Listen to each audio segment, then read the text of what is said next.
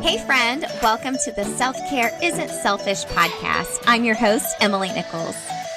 As a Whole30 certified coach, wife, busy working boy mom, and your self-care guru, I'm here to help you start putting yourself first without the guilt. Each week you'll hear motivating and practical tips on how you can create a habit of self-care through interviews with my amazing guests or quick solo episodes with me. After each episode, you'll walk away with an action plan and feel empowered to implement what you have learned into your life. So grab a cup of coffee, glass of wine, or your favorite sparkling water, and let's do this.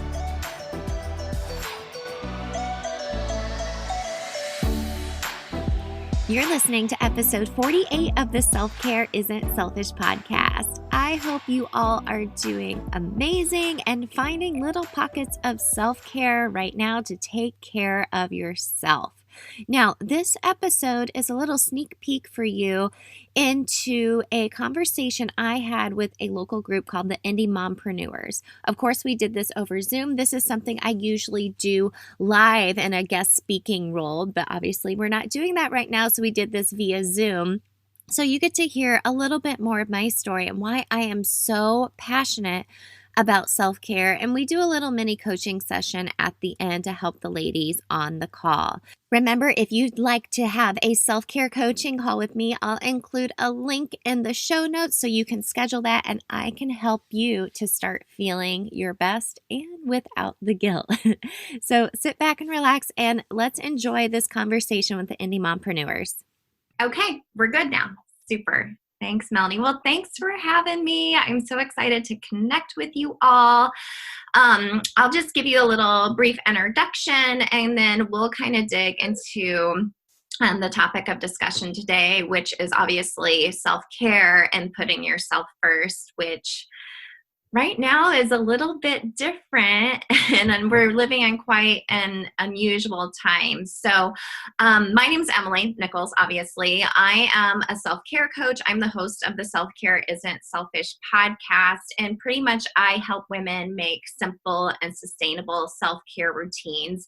And I do this just based on growing my own self-care routine that is actually very, very sacred to me, but it's taken about 5 years to really develop and see what works best for me. So let me kind of give you a couple of scenarios and give you a little backstory about why self-care is so important to me and how I got to this place. So maybe just imagine this. So you woke up in the morning without hitting the snooze button a million times. You took some time to do your own self-care routine, like moving your body, drinking actual hot coffee. You meditated or prayed. And, you leisurely, if our kids were going to school, you leisurely helped them get ready for school with no fuss, no yelling. And you all sat down and ate breakfast together, just like you do in commercials. That sounds just lovely, right? Well, in most cases, that's not our reality. I mean, you wake up late, you check your phone, you spray all the dry shampoo as possible, you get your kids ready for school, and you're like, for the love, where are your shoes? You throw a waffle at them while they go out to the bus, and then you spill your lukewarm coffee down your outfit on your way out the door for work. I mean, thinking about both scenarios, the first one obviously sounds amazing, and I've lived through both scenarios, sometimes in 1 week. But what if I told you you could make your day better, more intentional, and less crazy just by starting with just 5 minutes of self-care? And you may be thinking, girl, I don't have 5 minutes to take care of myself in the morning. And do you even know all the plates I'm spinning and between work and the kids and oh my gosh, all the laundry? Well, I'm going to help kind of guide you through what self-care looks like and why it isn't selfish. It's actually necessary, but I really know that's easier said than done. So like I mentioned, I'm the host of the Self Care Isn't Selfish podcast and a self-care coach. And every week I bring on various experts to share and inspire what self-care looks like to them and inspiring you in all various areas of your life. So self-care is actually kind of hard. It's not just manicures and massages, although there's nothing wrong with that at all. But it's digging in deep and making yourself a priority and not feeling guilty about it. With all the women I work with, their two biggest challenges are time, and they're always putting their spouses or their kids first, right? Self-care is all about taking action, although it may be kind of messy sometimes. And like I said, it's taken me about 5 years to really develop a self-care routine that is really habitual and something ritual for me that I do every day with almost not even thinking about every day. But it's not always been that way for me. Let me take you back to about 5 years ago. So my husband, Dustin, and I have been married almost 16 years. And at the beginning of our marriage, I was super laser focused on my career. I wanted to be successful. I loved being a trainer or any type of coaching role. I am going to move to middle management so fast. That is where it is.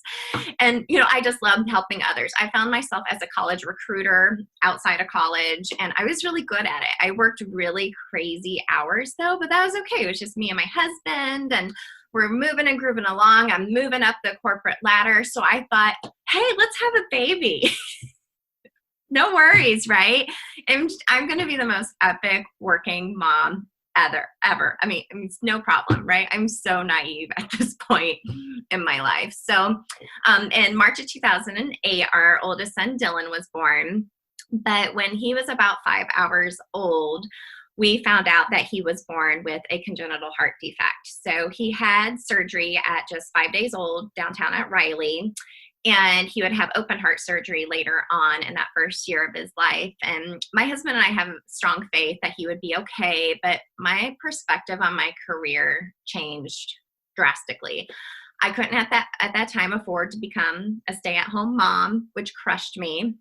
My current crazy working hours just wasn't going to work. I didn't know if he would be able, what physical capabilities Dylan would be able to do, if he could even be around other kids just to his immune system.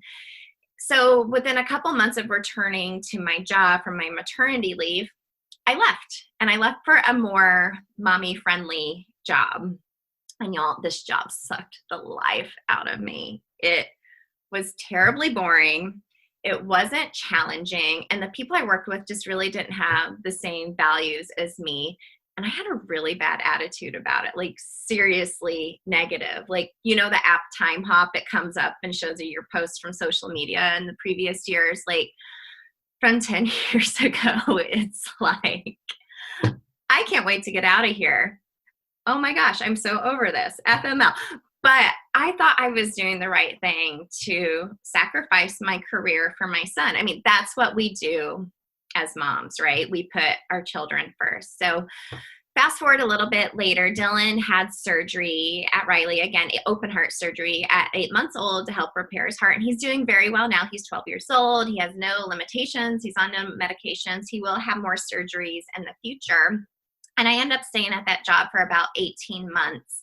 But after his surgery, I kind of felt a shift in my heart where I kind of felt like, okay, I'm going to stop having a negative attitude and I'm going to change some things that I can control. So I thought, okay, I'm going to volunteer. I'm going to volunteer for the American Heart Association, help raise money for research, share his story, because I felt pretty helpless as a mom as in regards to helping him.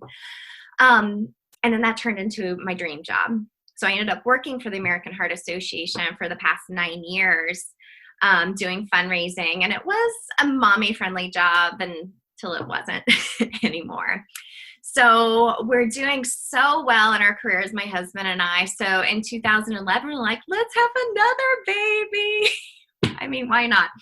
So I was busting my butt at work. I was killing it at being a mom to these boys and just doing life with my husband. But really, I wasn't. We as a couple were physically and mentally unhealthy. So my husband had received a promotion at work and started working shift work. And if you've ever known anyone that works shift work, where you work nights, you work second, you work first, your sleep suffers because of it. and his sleep suffered tremendously, just severe insomnia. And it made us all on edge. You don't want to make dad mad because, we don't sleep for days on end. It's just horrible. So I found myself on the weekends, I would drink to get drunk or a nice little buzz, or I would turn to sugar, specifically chocolate chip cookies, to make myself feel better. So sugar addict, drinking all the wine and margaritas. I just felt unhealthy. I did not feel my best. I was overworked, overstressed, trying to be a mom, trying to, support my husband. It was too much weight.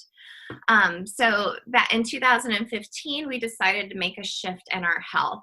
And we had heard about something called Whole30 through my brother-in-law who had done it. And pretty much it's a 30-day elimination protocol where you eliminate grains, dairy, legumes, processed sugar, and alcohol, and the scale for 30 days. So hardcore, right? I thought, oh my gosh, no, I'm not doing this. I can't tell you how many times I would start a diet on Monday or a workout, and then by Friday, I'm face first into a margarita again.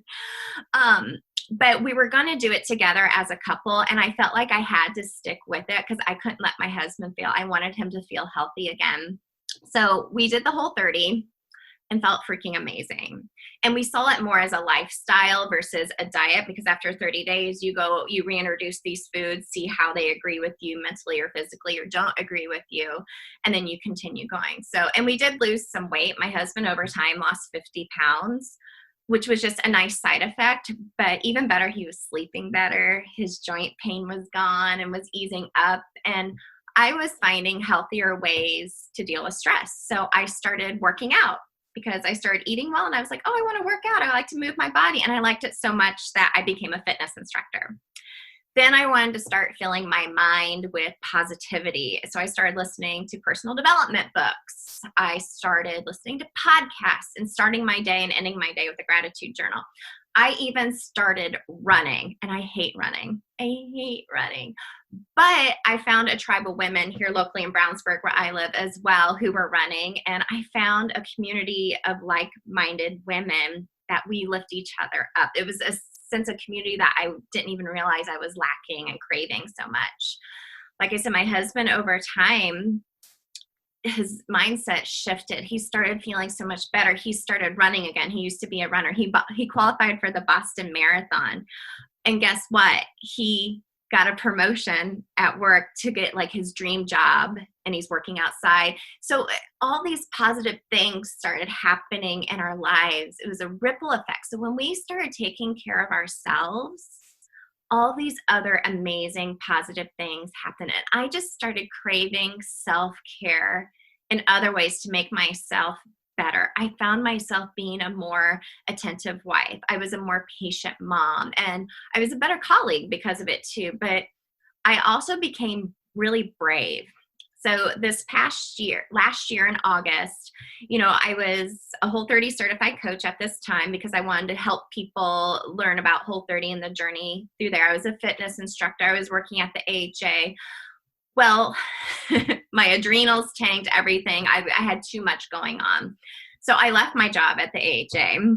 I now work for another organization, another nonprofit that focuses on mental health with high school students. It's something I'm very passionate about. But I kept talking to so many women about who were in my shoes from a few years ago. And they saw me just living such a positive, healthy life from the inside out. They're like, Emily, what are you doing?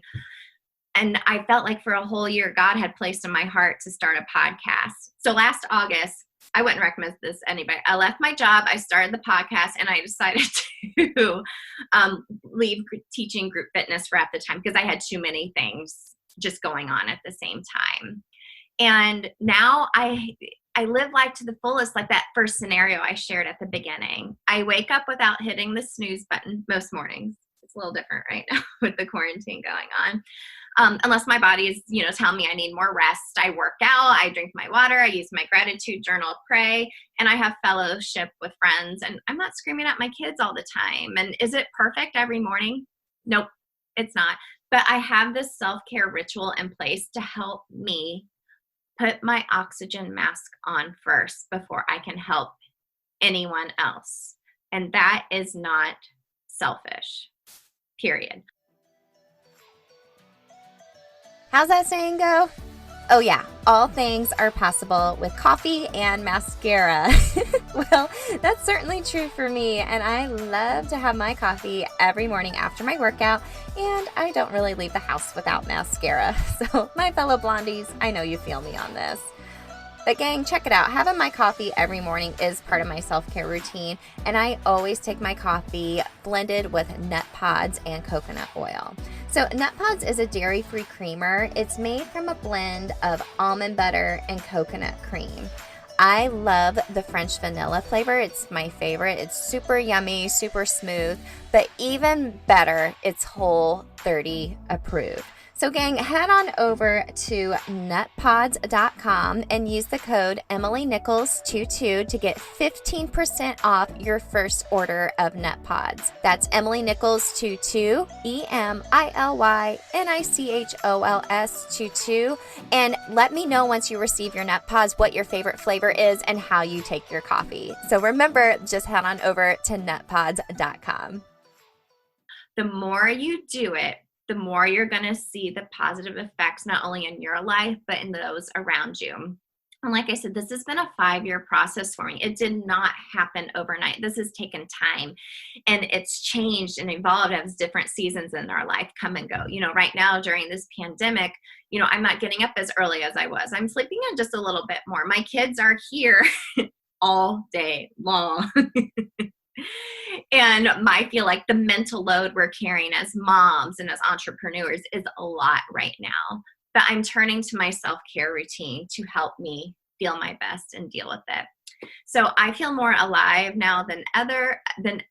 And it just started by taking care of myself. And your self-care routine will look different to you. It's personal. However, I believe you can find your own version because you owe it to yourself. So if you're sitting there being like, yeah, self-care is like a really hot buzzword right now. It sounds great, but there's no way I'm getting up early. I don't like the things on your self-care routine, Emily, or you don't know what I'm going through right now. If you're going through a very hard season of your life, and I get that, but everyone here can make self-care a priority in their lives. So like I said, through the podcast and through my coaching program, I now help women create simple and really sustainable self-care routines. I have a proven 3-tier system that I've been using with my clients for the past couple of years based on their feedback and my own experience, just curating their own self-care routine that I know can help them.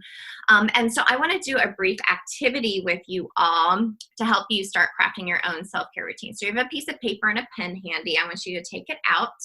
At the end of every episode I do for the show, I always share my 3 biggest takeaways because I feel like I want every listener to go away with some type of action plan. So we're going to do that today. Because how many times are you multitasking, listening to a podcast, and you're like, what did she just say? So at least at the end, they get 3 key points. So at the top of your piece of paper, I want you to just write self-care routine. Okay? Then I want you to write just numbers 1, 2, 3. Just 1, 2, 3. That's all. Okay. I want you to write down 3 things that you could do for your own self-care that could take 10 minutes or less. All 3 of them together take 10 minutes or less. So that could be stretch, drink water, pray, don't check your phone, journal. So with my clients, I usually start in 3 areas, such as health, mindfulness, community. Those are kind of the 3 proven areas that really help create a self-care routine. Okay, so take it just a couple of seconds. Think about 3 things you could do that could take 10 minutes or less. And if you're thinking, nope, every single minute of sleep is precious to me, I am not going to get up and do this tomorrow. But doing some form of self-care first thing in the morning really does set the tone for the day.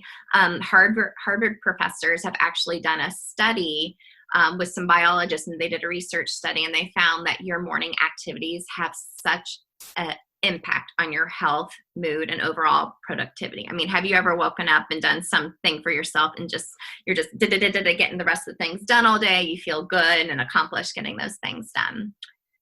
So did everyone write their 3 things down? Okay. Does anyone want to share what 3 things you wrote down?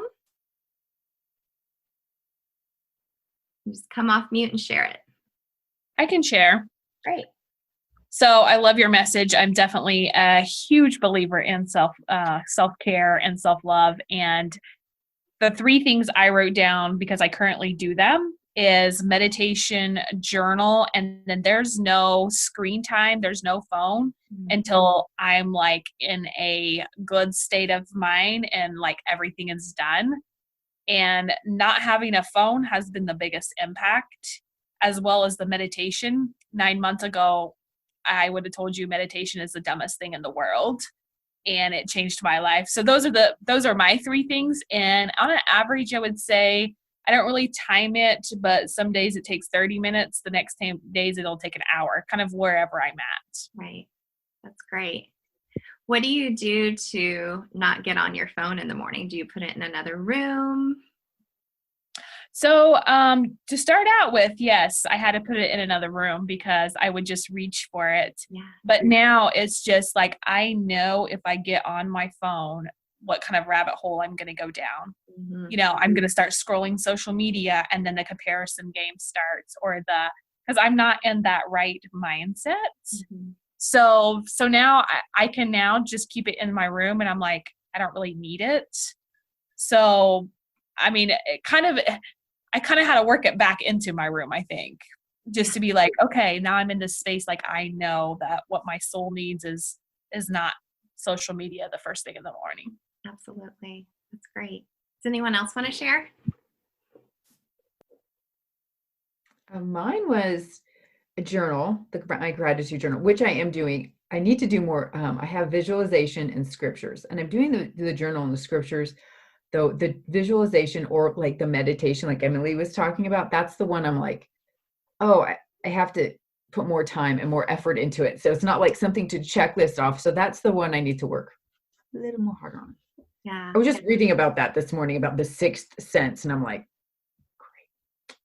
Gotta work on that one. You know, a great place to start, because when I first started meditating, I couldn't, because my mind is like thinking of all the things I had to do that day and do this. I use the app Headspace to help have a guided meditation to help keep me on track, which really helps. Or there's another app called Calm that is really great too. But I like Headspace because it's a little British guy, and I just like his voice.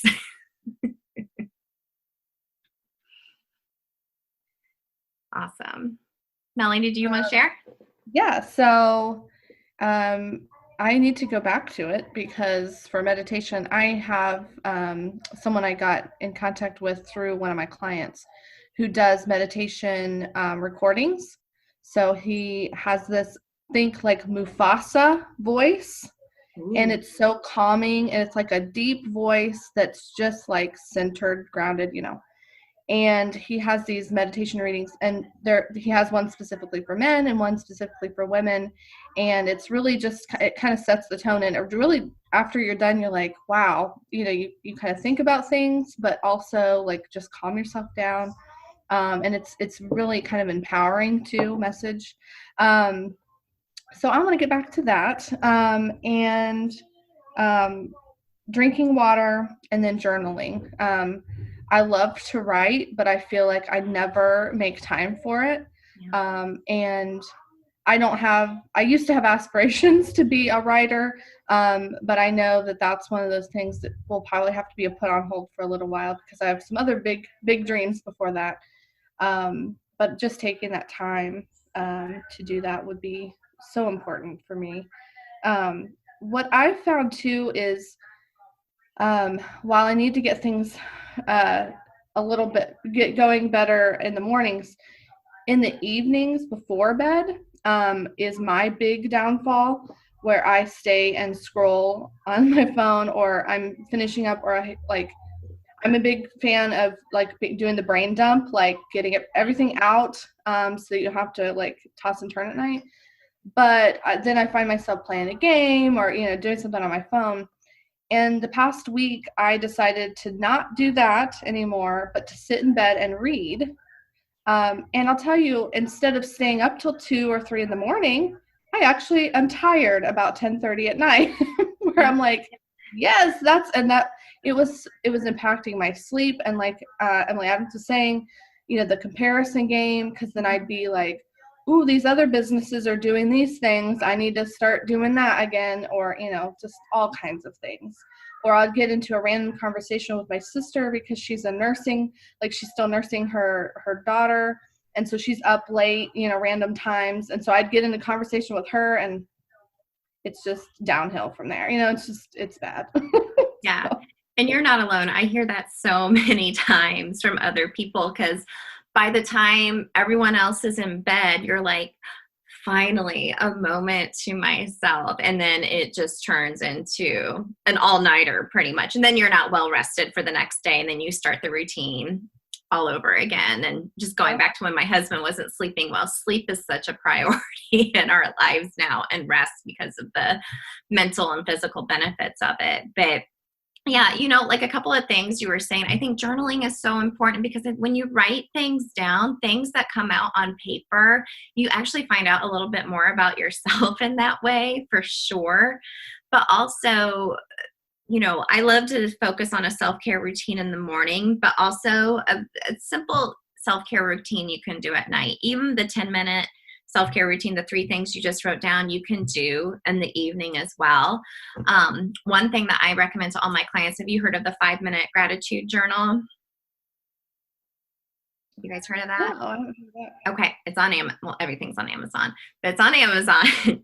But it's a 5-minute gratitude journal. You do use it in the morning and in the evening. And in the morning, you write 3 things you're grateful for. And you write, what would make today great? And it usually has some type of inspirational quote. And then at the end of the day, before you go to bed, you write down 3 things you're grateful for and what could have made today even better. And that's all you write down. And it's a great way to start and bookend your day, to start and end your day with gratitude, because morning routine is such a hot topic right now as well. But I don't think people really realize the benefits of an evening routine as well. And you can do some of the same things in the morning and as the evening to really set the tone for the rest of the day and have you have an impactful, restful night's sleep. So those are really great. Thank you all so much for sharing those. And a little bonus tip I want to include, something I do with my clients, is we talk a lot about habit stacking. So we talk about habits that you do throughout the day, no matter what, without even thinking about them, like brushing your teeth, letting your dog out, make the coffee, where you could stack some of these self-care routines onto them. So usually a first one that always comes up is making the coffee. Everyone's brewing their hot coffee. That's actually when I meditate. So when I set my timer to have my coffee start brewing, I bring up my Headspace app and I start meditating. Then that usually takes about 5 minutes. So it took me a while to establish that routine, but now I don't even think about meditating now. Like, oh, I have to meditate now. I just habitually do it because it's connected and stacked on top of making coffee. So I want you to be accountable, write these things down, put it on your bathroom mirror, put it, wherever you're going to see it every day, and just start thinking about starting small, because you don't want these to be you're like, oh, great, this is just another thing I have to check off my list. You want this to come from a place of self-love and know that self-care isn't selfish, and it's going to help you be a better person. Because I get it. We're pulled in so many different directions. But your self-care routine, the more you'll do it, the more you'll crave it, the more you'll grow, and you'll see the amazing effects of it. So I will include I'll put a note in the chat for you all. I have a self-care checklist freebie for you all that kind of helps you start crafting your self-care routine, and also gives you some other suggestions of some simple things you can do to start crafting your own self-care routine and see what happens from there. So I'm happy to take any questions or just chit chat, because I know connection is so important right now. We're all craving it. I know my kids are too, but especially as women and being pulled in so many different directions, it's really nice just to talk to somebody and be like, I'm feeling the same way too right now. But I hope you all make self-care a priority in your lives and just think about these simple things to get started. Yeah, that's so great. And I keep telling everybody, and I feel like a lot of people feel the same way, that what's kind of saving me, lately is having those scheduled times with friends, whether it's on Zoom or my two best friends and I do Marco Polo videos, and it's like just making sure, because before all of this, it would be like, oh, we still see each other in person. So Marco Polo was kind of like, here and there. But now it's like, no, as soon as I get a video, I'm going to make time in my day to reply back, and then just having time. I have random Zoom calls with kind of a larger group of friends. And it's, we just talk about everything under the sun. You know how women are. We solve the world's problems every time. But it's just, that's what we need, because we kind of crave that connection to other women. And it's just making this a little bit easier to be able to do that. And so I know a lot of people aren't necessarily open to that, and they're like, Zoom, what, this is so confusing, the technology, and it's not quite the same as being in person, but it's a little bit of a lifeline for now. Yeah, it's a blessing right now, as much as we don't want to rely on technology. I mean, if this happened like 25 years ago, heaven help my children. Right. Really. Right. Well, I appreciate you ladies hanging out with me this morning, and I hope you're inspired to start taking care of yourself. I know it's easier said than done, but like I said, over time, I've crafted this routine that is just sacred to me, and it's really helped save my life and improve every relationship I have. So I hope you guys make self-care a priority for you as well. Thanks again to the Indy Mompreneurs for inviting me to have this conversation with your members. I had so much fun chatting with you all. Thank you again. And I hope you all felt inspired to start taking some small steps to making your own version of self-care.